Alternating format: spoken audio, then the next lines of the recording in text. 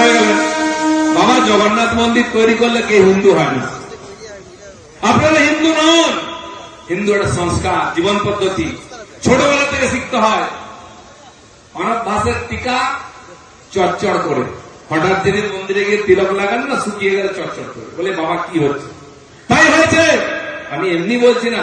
জগন্নাথ মহাপ্রভুর দেখুন, এই যে জগন্নাথ, তার হাত নাই, তার পা নাই, তিনি কোথাও যান না, হাত তুলে আশীর্বাদও করতে পারেন না। কি আছে?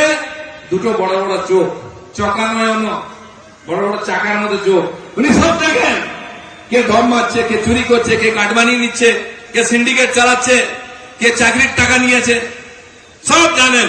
তাই বড় বড় চোখ করে আমাদের একটু এগিয়ে গেলে আপনারা যেখানে নামলেন, এখানে প্রভু বসে আছেন, জগন্নাথ মহাপ্রভু, সব দেখছেন।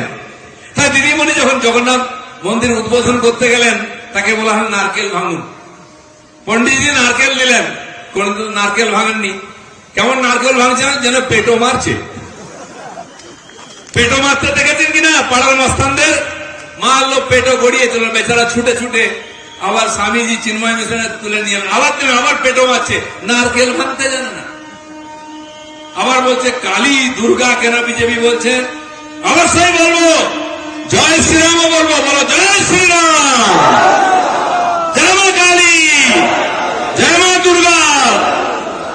মহারাজ রামচন্দ্র, তিনি আদর্শ রাজা ছিলেন, তার নামে রামরাজ্য। গান্ধীজি বলেছেন সেটা আমাদের স্বপ্ন।